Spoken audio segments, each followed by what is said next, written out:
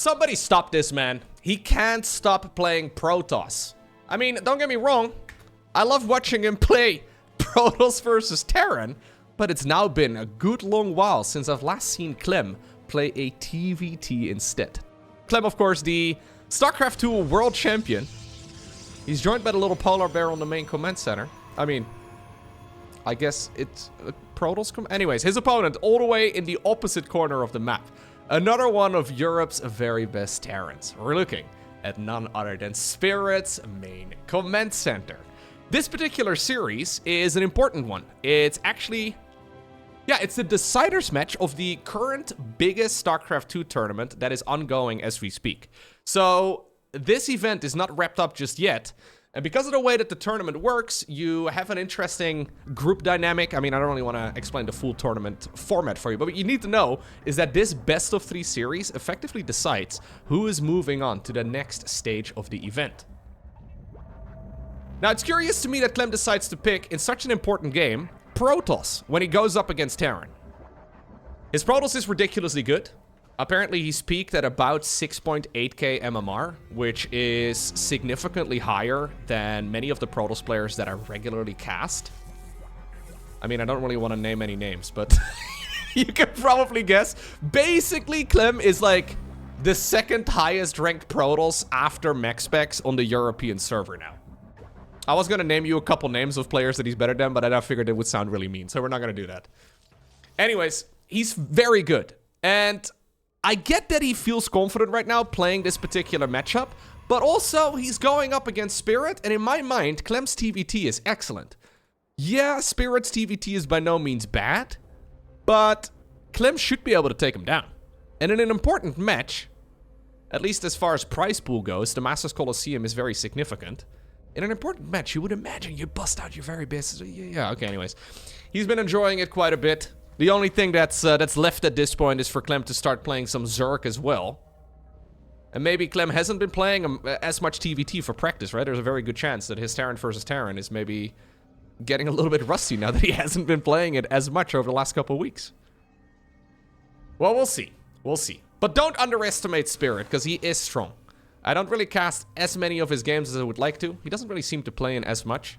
But Spirit really is amongst the very best. Years ago, Spirit became part of the legendary 7k MMR club. It's been a little bit, but only really a handful of players have ever reached 7,000 MMR, and Spirit is one of them. He did go for an engineering bay block at the start of the game. Clem loses the very first adept. Clem decided to skip the natural expansion and go for the base north of it instead, which is fine, but again, a little bit complex. He decides to go for the good old Twilight Council opener. This is basically what MaxSpecs does. Effectively, the way that Clem's Protoss works is he does what MaxSpecs does. If you were to cover up the usernames, it'd be very difficult to figure out who's who. But rarely will we see a Stargate opener with Phoenixes or even Oracles or anything along those lines. Clem will basically go Blinky Boys every single time. And to be fair, this is the type of playstyle that feels most similar to Marine Marauder Medevac, right? It's the type of playstyle that is extremely good if you control it well. The sky is technically the limit. Interestingly enough, by the way, he's not the only top-ranking Terran player who's now been playing Protoss. We've also had Oliveira willingly play Protoss versus Protoss against Zaun. There was a little bit of Reddit drama specifically about that. So Clem is playing Protoss specifically when he should be playing Terran versus Terran instead, right? So instead of playing Terran versus Terran, he decides to play Protoss versus Terran. So he still plays Terran versus Zerg. He still plays Terran versus Protoss. What Oliveira did was play Protoss against another Protoss. So rather than playing skipping the mirror matchup, he decides to skip TVP? I feel like TVP is fine. For Terran especially, but curious little play there. What the StarCraft world needs more of in online tournaments in particular is Protoss versus Protoss, right? We only see Protoss versus Protoss in about maybe 40% of the games. Maybe we need a little bit more of it. Anyways, so far though, a nice little macro build here for Clem. He's decided to go into the good old triple gateway, and he will be building that third Nexus eventually. We did have an interception right there on the Hellion. Spirit mostly just playing a very macro-focused approach. Nothing all too crazy here. No Widowmine drops, no Raven follow-ups, none of the stuff that we've been seeing from, for example, Maru. A much more, laid-back style instead. And that means that he's basically saying to Clem, yo, bro, come at me. I've been playing against MaxSpecs. MaxSpecs plays Blink Stalkers all the time. I think I can defend your aggression. One of the tech labs does go down, but the siege tank spread is already good enough. I mean, the bunkers here at the front. We have a couple of the stalkers just getting trapped left, right, and center here if Spirit is gonna get a little lucky. I mean, if we get a blink forward, the stalkers will not be able to achieve much. Love the Sim City here. Okay, he still needs to make sure he pulls the SCVs towards the front, but good defense here from the Terran player so far. Yeah. Now, obviously, there's no Widowmine drop on the other side of the map. There's no Raven to worry about either. That's one of the things that Terrans can actually win the game with at this point in the time. Because when you don't have both of your eyes pinned to the minimap constantly, you can just accidentally take game-ending damage. But so far, so good. It's going to be charged on the back of this right here for Mr. Clem. +1 coming up together with Stimpack and then also combat shields. Third command center already done. The Spirit is going to start pumping up additional unit production right now. Clem not done yet, though. No. Full bunkers or not, he doesn't really care. Grabs the siege tank. Goes after a whole lot of the SCVs as well. One of the bunkers goes down, and I didn't really spot any real vulnerabilities right there in the defense of Spirit, but apparently Clem did. Not having nearly as much information as me, but he looked at it and he's like, you know what? I can actually blink on that. A lot of low HP stalkers. Only losing 2 stalkers at this point in the game. Actual value. Is he gonna blink into the main? Sure, buddy. Get the Stimpack upgrade while we're at it. Loses the Observer, but that's okay. 2 stalkers there for Stimpack. I think that's well worth it. Any Terran attack is gonna be leaning into the Stimpack research. And when you need to restart that upgrade, it actually takes a long time. Yeah, he did get combat shields done. Stimpack was supposed to be finishing already. Clem will eventually be forced to retreat. But I think he can be very happy with how all of that worked out. Okay. That was actually much better control than I was anticipating. I know Clem's micro is good, but I don't quite value it as highly as, for example, MaxSpecs' Stalker control. But that was absolutely S-tier Stalker micro. Very well done. I'm a little afraid, like, every time he blinks in, that suddenly we're gonna see that entire group of Stalkers just getting hit by one shell of the siege tank and, like, 6 of them die in one shot. Maybe this is a bit of an overextension now? Yeah, okay. Prism does fall. There's a Widowmine over there, too, to intercept it. He does use this, though, as an opportunity to now charge at the front. Stalkers once more blinked in. One of the siege tank goes down. Clem is cruising, dude. Now he's suddenly brought an Immortal across the map as well. Loads of SCVs going down. Clem, you absolute madman. This is so good. I've been thinking he's overextending for the last 5 minutes. Okay, maybe the last 2 minutes. But Clem is like, yo, hold my beer, I got this. Or, hold my wine, I guess, because, you know, he's French. Anyways. Hold my vin rouge. I don't know. Get a sensor tower too while you're at it. Hey, there's a couple juicy targets over here too, dude. These are actually free kills. He's leaving them to the Zealots instead.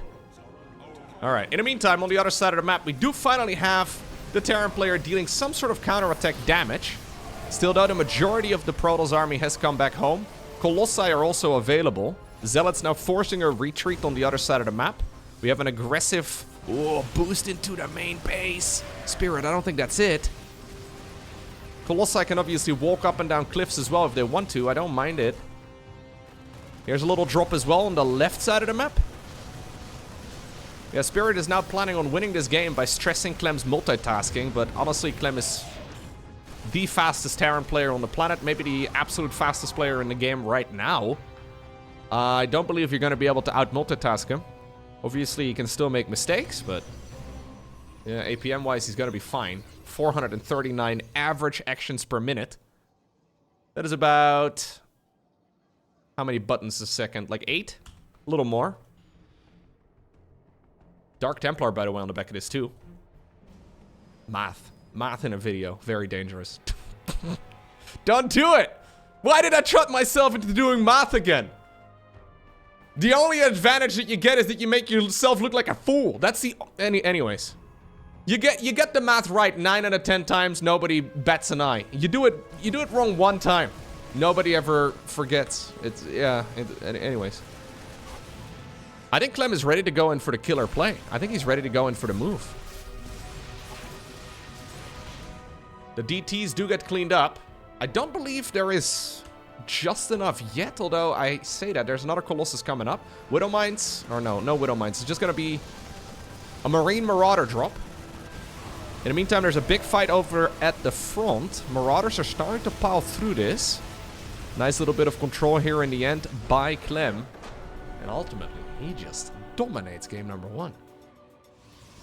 Alrighty, next up, we find ourselves on Amygdala. This has gotta be very painful for Spirit. Imagine being in Spirit's shoes right now. You remember this kid coming up years ago. You remember seeing this dude's name on the ladder for the very first time, and you're like, huh, he's not that bad. But he's a Terran player, right? It's a TVT. I can take him on, and then over time, Clem becomes better and better and better, and at some point he overshadows you. Now, no shame in that. It's the nature of a competitor, right? You have to be able to accept such things. And I think most of the competitors in StarCraft 2, most of the pro gamers are fine with that. But if you then have that kid switching over to another race just to complete a StarCraft 2 side quest, I can only imagine it stings a little bit. And if you ask them, I'm sure they'll say it doesn't matter. But I think I would not like it, man. If I was in Spirit shoes or any of Clem's opponents, I feel like these type of losses hurt more than anything else. Some adept aggression here at the front. The dance is going to continue. Nice control so far. One of the adepts. Okay. Slithers away. Barely in the nick of time. It's going to be good old Blink once more. Robo facility on the back of this too. We are ready to dance. Maybe in Clem's mind, right? So I don't think he's ever said this, but I wonder if in Clem's mind, if it's technically... So he obviously plays a lot against mech specs, right? He plays a lot against Blink Stalker openers in general. And there was a time and place where Blink Stalkers looked pretty much unbeatable. And then Terran players sort of figured it out. Right? These days, the top-level Terrans are very good at defending Blink Stalkers. But I wonder if Clem always looks at those games where he defends and he's like, yo, you know what? This wasn't actually perfectly played. Like, I played this as perfectly with defense as I could have. I wonder if there's still room for improvement for the Protoss end of things. Because he really is getting an awful lot of value out of these Blink Stalker openers. And maybe all this time, we haven't quite seen perfect execution. I mean, obviously, it's extremely hard to do a perfect Blink Stalker build. It's so difficult to pull off. But I wonder if maybe in Clem's mind he's thinking, yo, I can do better. Now this is quite annoying here though. He snatches up the Widow Mine too. Burrows it again. Can blink it. Good splitty there. Oh. This is a great push for Spirit, don't get me wrong. But I do like the overall decision making here from Clem a lot. Spirit got a lot of value, but he didn't really build a lot of SCVs yet. He needs to get over that.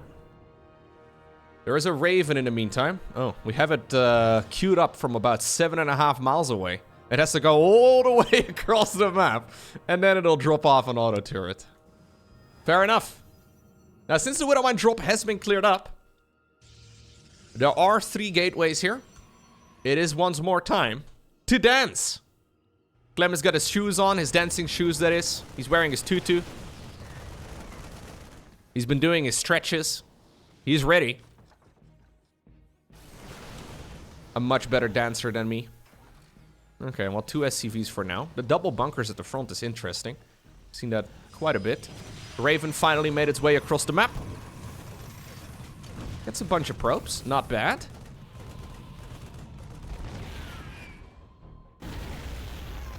Bunker goes down.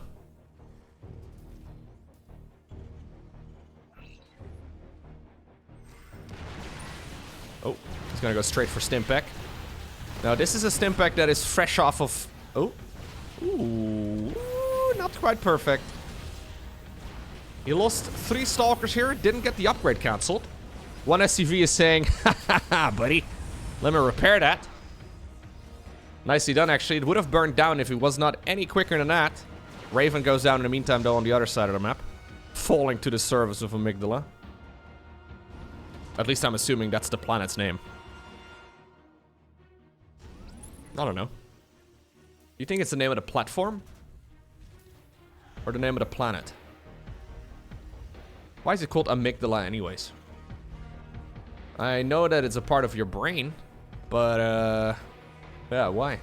Just a cool word? It's okay. I won't complain too much. I have complained at length in the past about StarCraft map names. This one's fine. Okay. We're actually just doubling down on full gateway, man.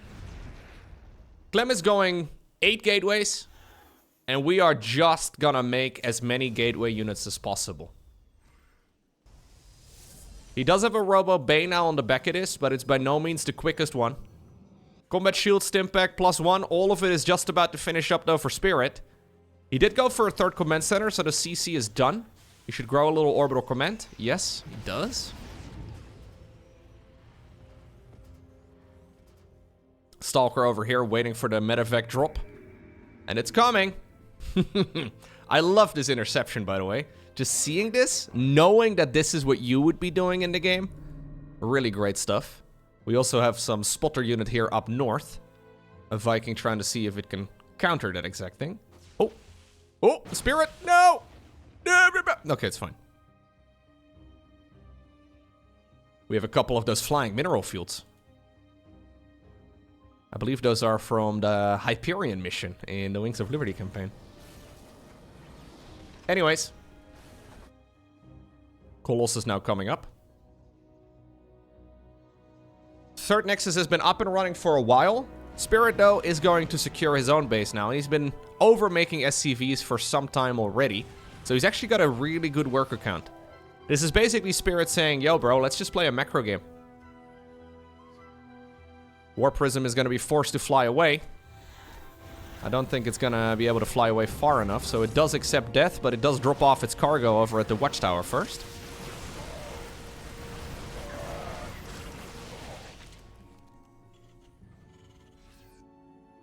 Colossus moves across.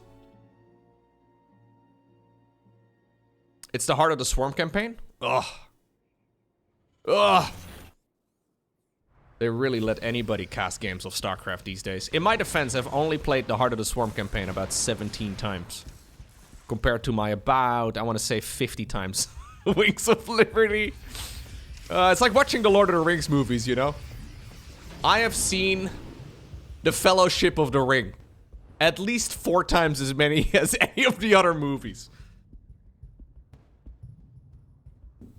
Also, most of the custom campaigns for StarCraft 2 are all Wings of Liberty related. But yeah, actually, the Hyperion missions are not Wings of Liberty.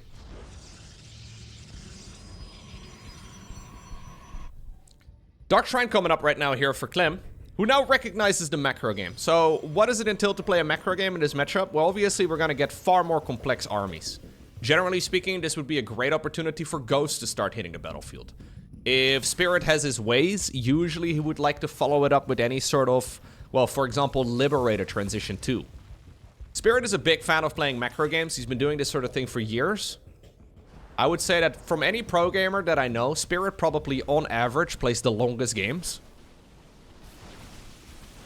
We have a lot of very aggressive pro gamers out there. Spirit, I mean, he can be aggressive, but he really does prefer playing the slower games. In the late game, Terran's armies are usually very strong. Now, there's a couple ways for Protoss to deal with it. He can stick around on, for example, Blink Stalker. But nowadays, obviously, the Mothership transition is much easier to make. Maybe not a great option against Terran so much. But you could go into Tempest as well if you want to. That, generally speaking, is considered to be very strong. I'm not sure exactly what style Clem will favor in the late game. Most of the time that I see Clem play Protoss, the game is already over at this point. This is a lovely little drop, by the way, here. Actually dealing a lot more damage than it's supposed to. Eventually it's gonna get cleaned up, but those units got some value. Looks like Clem actually found an opportunity to push over here at the front. Decides to back off, though. That's a planetary together with 3 siege tanks right next to it. Disruptors coming up, too. Ghosts on the production tab. Keep in mind that ghosts are now 1 supply heavier. So they are now a 3 supply unit rather than a 2 supply unit. So that means that the Protoss army should, at least relatively to Terran, be a little bit stronger in the late game. It depends on how many of those ghosts you make. Right now, there's only a single one. You can't really just make 20 ghosts and get away with it very easily anymore. Spirit hoping he found himself a bit of an opportunity, but I don't think this is really the place to be fighting. He does kill one of the Colossi, but loses all of the Vikings in the process. Disruptor's now also available. Clem's been building up the Nexus count, but the one thing he hasn't been building is the worker count. He's only sitting at 65 probes, which I don't think is enough to play this phase in the game. A couple Dark Templar going around the site. He does kill this, but there's plenty of scans available. Big warp in inside of the main base too. But obviously Spirit already has his eyes set on this side of the map. The Protoss army is thinking about maybe engaging on the opposite area, but I mean, by the time he finally gets across the map, this drop is gonna get cleaned up, and I think that was a bit of a waste. Clem not quite getting ultimate value here. He starts up probe production again. He goes Shadow Strike. He is also engaging up north, though. Very aggressive, man. So aggressive with Protoss. I love it. I just don't know if it's great, but I do love seeing it. Clem's like, I've got units? I gotta fight.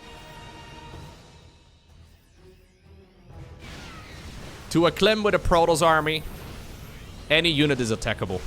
Yeah. As they always say.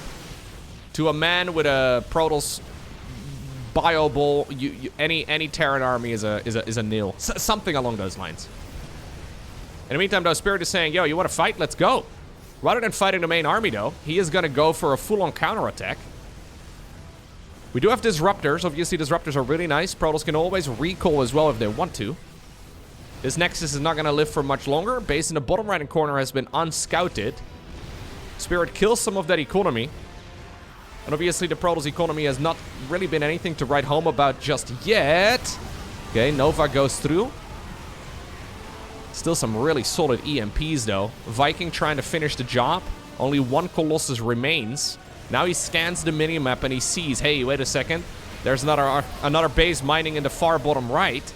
There's honestly not that much economy here for Clem, who's just been losing this engagement too. Great stuff here from Spirit. Yeah, I think Spirit is reading this game like a book. He knows exactly what he needs to do. He's sending in the reinforcements right now towards the far bottom right. A couple of Zealots get warped in, but they don't finish. Nexus over at the third base goes down. Okay, the Disruptor hit is nice. But at this point, the Disruptor hit was also an absolute necessity. He's blinking after some of the Medevacs now. Gets one of them. Backs up to the safety of one of the siege tanks.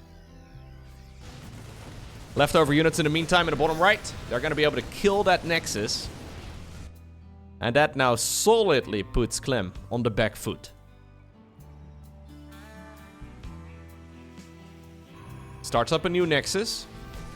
There's a new planetary here as well for Spirit, though. And I don't believe there's enough Protoss army to really shut this down. Spirit is like, buddy, you can. I promise you. Please engage. Please fight me right over here. Okay, he decides to just show his army. He's trying to hide it a little bit on the ramp, knowing that there won't be enough vision. This is Spirit in a nutshell, dude. Spirit's like, perfect. I've killed your economy. I've killed your army. Let's go 3-3. In the past, Spirit would also start up another command center. He starts up another command center. I love it. Yeah, this is where Spirit likes to play the game the most. He is crossing his T's. He's dotting his I's. He is putting every layer of protection that he could ever need. Trying to double up in upgrades, double up in economy, double up in He's trying to basically double up in every segment of the game. And obviously, there's some players that criticize this sort of playstyle. Because ultimately, I think Spirit can just take his army and attack move everything and he will win. But also, it's a perfectly viable approach, right? Like, if this is how he wants to play, this is how he wants to play. Some people get a little tilted whenever we have players playing super macro. They call it insulting or whatever, but it's perfectly viable. Spirit is not gonna wait for too long, though. I've seen him wait very passively in the past. He doesn't want to give Clem all too much wiggle room to try and get back into this. Snipes the Nexus. He knows that there's no base over here at the bottom.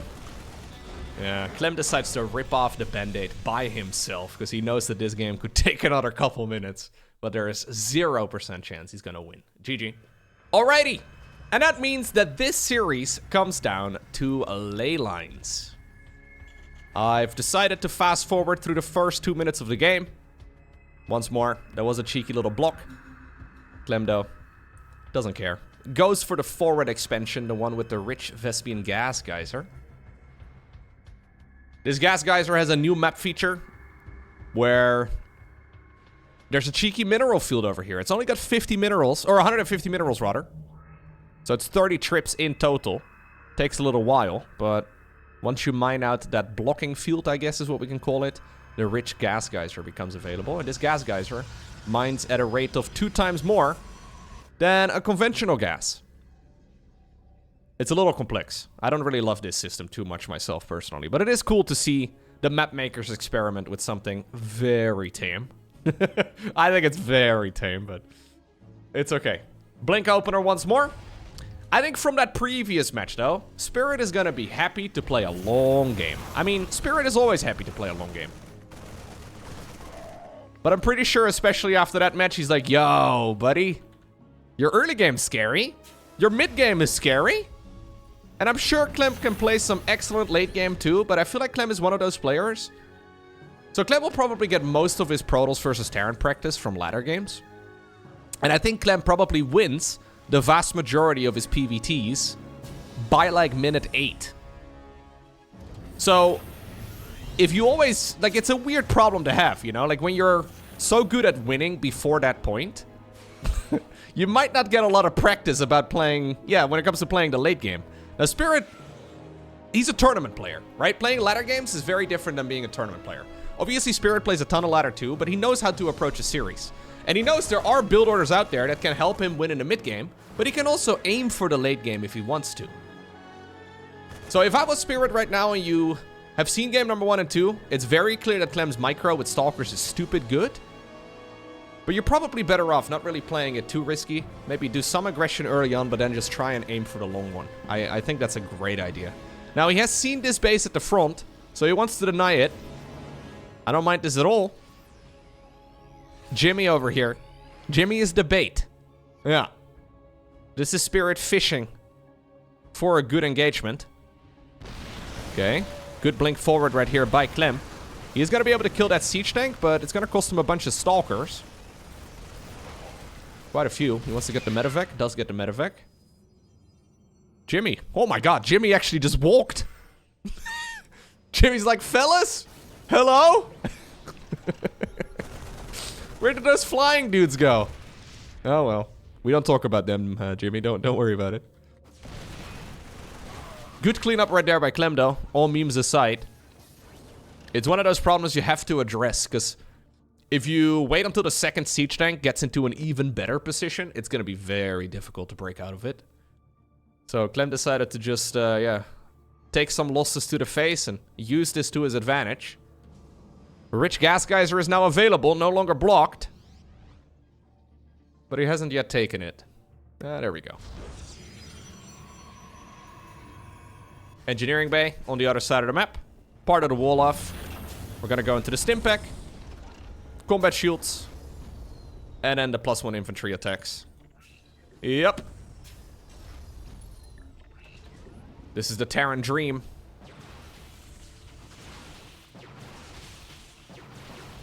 Charge on the back of this immediately here for Clem 2. We don't have the gateway explosion yet, but we should see an additional 4 in a moment. And also a Robo Bay. Yeah, there's the Robo Bay. We have a forge. Alright. In the meantime, for Spirit, we don't yet have a third command center. That one should be starting up momentarily. He can also delay it for quite a long time if he wants to, but it does mean that he is going to be forced to play a more aggressive mid game, which I feel like is not what he should be going for. Yeah, third command center coming up. This is a little bit annoying, of course. Siege tank forced to expose itself a little bit further. SCV is going to try and repair this back up to full. In the meantime, we did have a Banshee killing a bunch of probes, which is actually quite nice. If Terran is slightly ahead going into the mid game, it is way easier to force a late game. When you're slightly behind going into the mid game, it's still doable, but it's much more up to the opponent, I suppose. This is not a matchup, though, where you can just skip the mid game. You still have to play it out. And that's why Spirit is ready to go for an attack. Ooh. Hit his own medevac for a second. Gonna bring it back home for a bit of a repair. I believe at the very least he attacked his own medevac there for a sec. Additional barracks finishing up. Number 4 and 5. And we should see the command center fly on down to the low ground after getting a little orbital command, or sometimes even before it. Then he can go into the Ghost Academy if he wants to. Go barracks 6, 7, and 8. Fort CC. He can do whatever he wants. Yeah, Clem being such a nuisance with these Stalkers, though. Just picking off whatever he can. Colossus ranged upgrade is coming up. The extended thermal lens. And an Observer is going to just make sure that everything here is normal. In the meantime, we did have a cheeky little medevac drop heading towards the other side of the map. Any damage at this point is good. We do have a fight over here too, though. Is there enough for Protoss to clean this up? I believe so. In the meantime, there was one medevac that unloaded all of its troops into that mineral line, and it dealt a tremendous amount of damage. And also, the medevac drop in the main base has not yet been cleaned up. Spirit just took a very nice advantage. Gets a Colossus too. These units were being sacrificed. He knows that Protoss can't really counterattack here for the win. So, 20 probes, a Colossus, mostly a wash as far as the armies go. Perfect setup right here for Spirit. Does not get much better. Yeah. So, this means that Clem is forced to play a macro game. He's going to try, though. He's going to try and prevent this. He wants to try and prevent that, but I think Spirit can do whatever he likes now. And this game is going to go the distance. Unless he wants to be aggressive, but I just don't think that's his playstyle. And I don't think that's what you want to do against Clem's Protoss. Yeah, just chill. Continue playing the game. Okay. Now this is going to be that moment of doubt, right? Where you're Clem and you're like, oh, wait a second. So this is a deciders match. Important StarCraft tournament. Previously, I was kind of giggling because I had a 1-0 advantage, but now the score has been evened up. And I'm sort of like in a fine spot in game number 3, but just in an unpracticed position. Should I have played Terran instead? Because people are raving when you win with your off race. But people kind of make fun of you when you lose with your off race too. Clem's going to try and put all of his eggs in one basket. This is a fight that needs to work out well here for the Protoss player. There's not that many Terran units available. SCV's forced to pull away. Marauder's kind of trying to break through all of this. Lovely control here by Clem. He needs another warp in of units, though. He does warp them in, but they're not close by enough. Ooh, Colossus does stay alive, just barely. Marines and Marauders, though. Large numbers of them still available. Force field gonna, well, at the very least prevent them from chasing this all the way down. That was not the trade that Clem was looking for. It was a good attempt. It almost looked like it worked for a second, but ultimately he got deflected. New Colossi have showed up. There's not enough buffer though, man.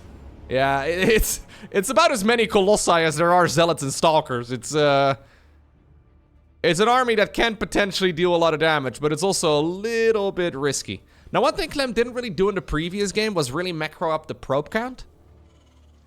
And we're once more in a similar scenario now. He really does need additional workers and an additional base and just more stuff if he wants to play the long game.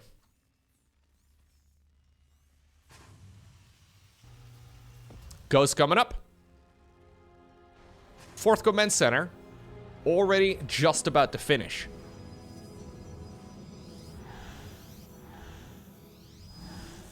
Zealot run by.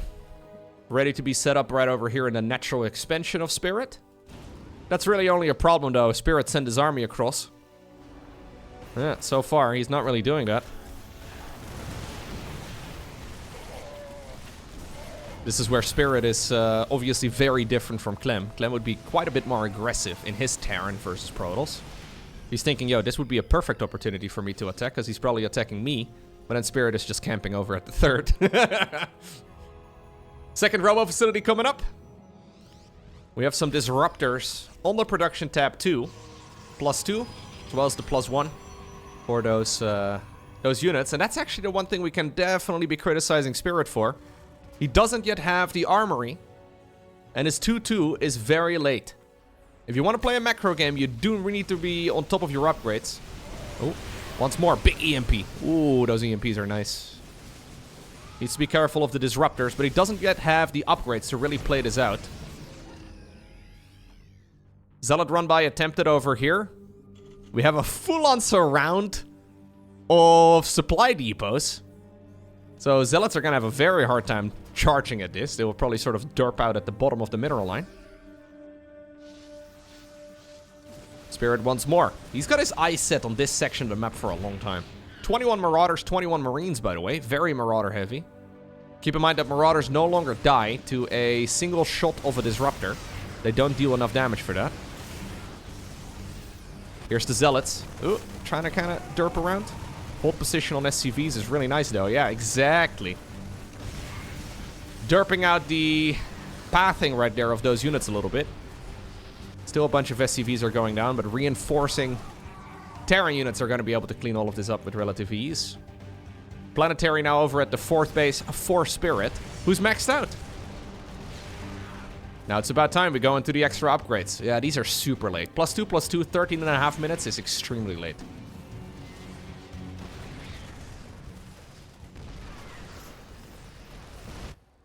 Dark Shrine on the back of this right now for Clem. It's not really a desperation Dark Shrine, but I'm not really loving this position for him here. Like, this is fine.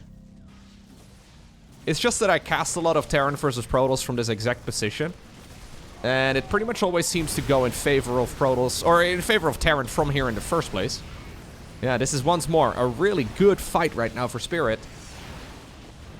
Who doesn't want to sacrifice all of his Vikings in favor of one additional Colossus, but he's already done so much damage with his army as it is. Additional barracks coming up. I wouldn't mind an additional starport as well.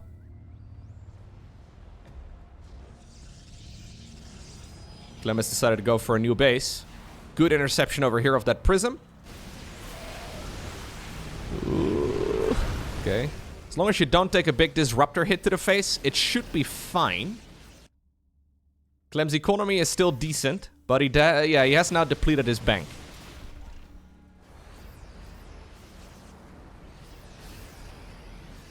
Two, finally on the horizon. Clem is going 3-2. Still making more disruptors. We're now basically going, well, for a cross my fingers and hope I hit a lucky disruptor hit kind of push. And this may just be it, though. You can obviously kite only for so long. There's such a massive army. I love the positioning here for Spirit, who's trying to set up the biggest concave of his life. Chasing down this Protoss army right now, though. It's a little dangerous. Especially upper ramp. I don't think it's really going to happen. Ooh, nice little split. Gets an additional disruptor here. Has to keep microing. Zealots get warped in. Cheeky little Zealot on the right side of the map. Mostly just as a distraction. Trying to see if he can maybe force this Terran player to split his attention between this fight and, well, the right side of the map. Good movement here, though, by Spirit. Yeah. If you think of Spirit as only a macro player, not so much. That was really well managed. Clem is going for the gamble composition, right? Where you're just crossing your fingers and you're hoping to get a nice disruptor hit. And it works really well, again, against weaker Terrans. So sometimes you can almost have like a false sense of security where you're like, ha, I got this. Don't you worry, even though I'm behind. This is how I usually win in my ladder games. But then when you actually go up against one of the best Terrans on the European end of things... Oh! Woo, that was close. I mean, don't get me wrong. This can still be over in a heartbeat. This is still extremely delicate here for Spirit.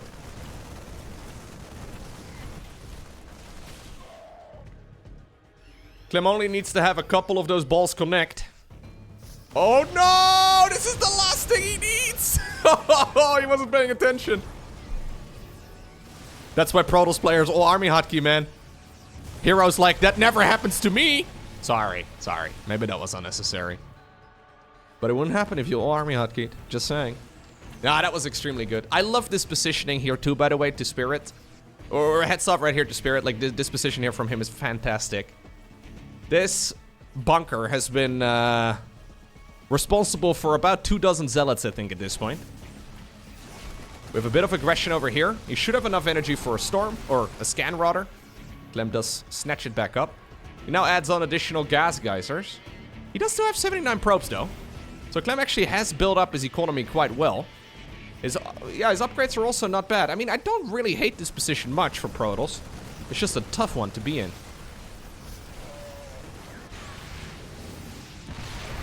Okay. This is not yet an army, though, that has transitioned towards Liberators. It looks to me like Clem is starting to take this fight. There's not enough Terran here to really keep this Protoss army at bay. In the meantime, there's a cheeky little push over here at the bottom. Clem has now made his worker count all the way up to... yeah, all the way up to 80, which is really quite good. Could go for other expansions. He can do whatever he pleases. Doesn't really have an opportunity here to make a Stargate transition, I don't think. Or to go into the Mama ship or Fleet Beacon or anything like that. So it'll probably be more of the same. He can go into additional Colossi. I think that's reasonable. Zealot warp in inside of the main base. More Disruptors chasing this down. I feel like when MaxPax plays, right, so that's my best parallel to draw, he does a lot more committed Zealot run-bys. Clem is sending like 6 Zealots. Colossus goes down. It's easy to clean up that many Zealots. Just a small chunk of Terran reinforcements here is getting the job done. Keep in mind, though, that Spirit is not rich. He's got a decent amount of income here, but by no means does he have an amazing economy. Yeah, he's got a lot of command centers, but this is not really that mass command center army that we commonly see, right? From for example, Bjorn or, for example, Maru. Where they just seem to have infinite amounts of scans and mules. Not really the setup here for Spirit. Oh, misrallied! Misrallied Colossus! Woo, that is not something you can afford. That's going to be the end of this Nexus, too. Clem completely caught off guard with that movement here from Spirit. Sleeping on the job a little bit. Gets punished for it immediately. You never look a gift giraffe in the mouth as a Terran player. Anyways. Forced to back up, but he's going to the safety of the planetary fortress. Yeah. Disruptor trying to see if it can get a lucky hit. In the meantime, there's a cheeky little medevac drop down south. Another one a little bit closer. One Marauder remains, mostly just to draw attention away here from the Terran player. This is like a 1 HP army over here. Dark Templar, hoping it had ranged weapons. Decides to stare at a wall. That's an additional 19 probes going down. Now suddenly Clem's economy has been down the drain, but he does have a nice force over here at the front. Spirit not really still making the transition towards Liberators or mass economy or anything like that, so he still has to be very cautious. He just doesn't quite have the money for it. That means he has to keep splitting.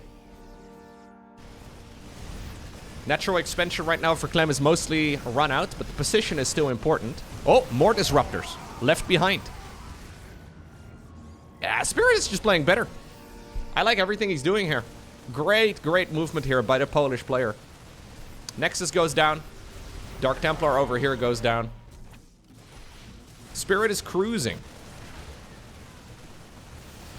Another Nexus over here will fall too at the very bottom of the map. This was pretty much Spirit's own, or Clem's rather, only mining. Disruptors over here. Yeah, maybe they can get some value. Nice movement, though. There's 2 more Novas available, but Clem decides to rip off the Band-Aid. It's Spirit who moves on in the Masters Coliseum. And with this series, he eliminates Clem. GG.